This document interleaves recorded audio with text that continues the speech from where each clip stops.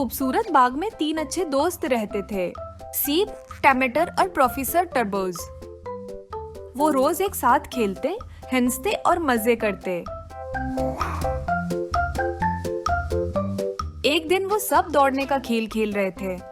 सीप खुशी से उछला, टमाटर लटकने लगा और तरबूज ने अपनी आंख संभाली, लेकिन अचानक सीप गिर गया।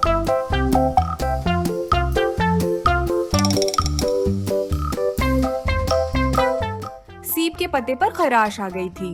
वो थोड़ा सा जख्मी हो गया था और गमगीन बैठा था। टमाटर फौरन भागा। सीप भाई, आप ठीक हैं? प्रोफेसर तरबूज ने कहा।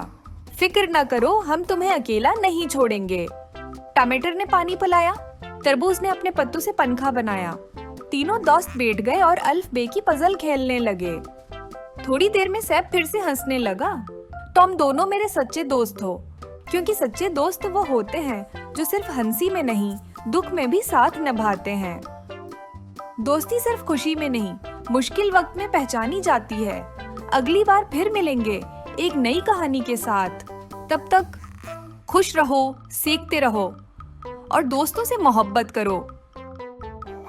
सब्सक्राइब करें और सुने ऐसी ही मजीद दिलचस्प कहानियाँ जो आपको हंसाएं, सिखाएं और सोचने पर मजबूर करें। घंटी के बटन को भी दबाएं ताकि नई कहानी आते ही आपको फौरन पता चले।